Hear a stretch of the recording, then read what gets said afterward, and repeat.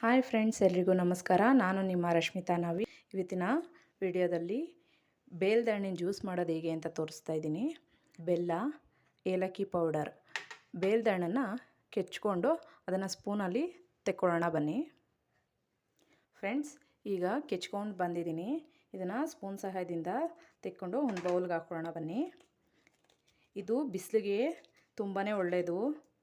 ಬಿಸಿಲು ಟೈಮಲ್ಲಿ ಇದ್ರ ಜ್ಯೂಸ್ ಕುಡಿಬೇಕು. ಹೆಲ್ತ್ಗೂ ಒಳ್ಳೆಯದು ಫ್ರೆಂಡ್ಸ್ ಇದು. ಮತ್ತು ಜೀರ್ಣಕ್ರಿಯೆಗೂ ಒಳ್ಳೆಯದು.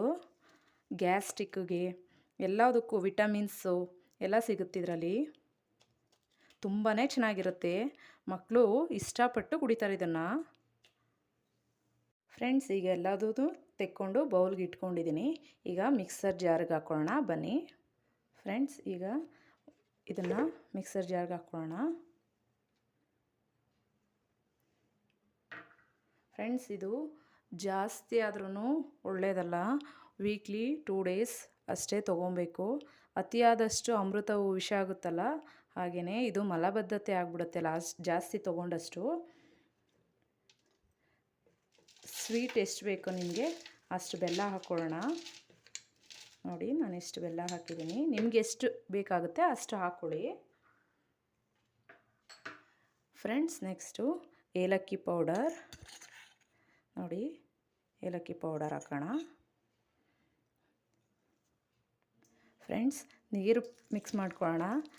ಎಷ್ಟು ಬೇಕು ನಿಮಗೆ, ಎಷ್ಟು ತೆಳು ಬೇಕೋ ಅಷ್ಟು ನೋಡಿಕೊಂಡು ನೀರು ಹಾಕ್ಕೊಳ್ಳಿ.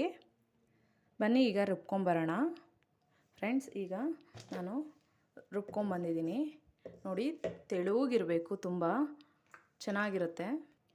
ನೋಡಿ, ಈಗ ಗ್ಲಾಸ್ಗೆ ಹಾಕೋಣ. ನನ್ನ ವಿಡಿಯೋ ಇಷ್ಟವಾದಲ್ಲಿ ಶೇರ್ ಮಾಡಿ, ಕಮೆಂಟ್ ಮಾಡಿ, ಸಬ್ಸ್ಕ್ರೈಬ್ ಮಾಡೋದನ್ನು ಮರಿಬೇಡಿ ಫ್ರೆಂಡ್ಸ್. ನೋಡಿ, ಜ್ಯೂಸ್ ರೆಡಿಯಾಗಿದೆ. ನೀವು ಟೇಸ್ಟ್ ಮಾಡಿ ಹೇಗಿದೆ ಅಂತೇಳಿ ನನಗೆ ಕಮೆಂಟ್ ಬಾಕ್ಸಲ್ಲಿ ತಿಳಿಸಿ. Thank you.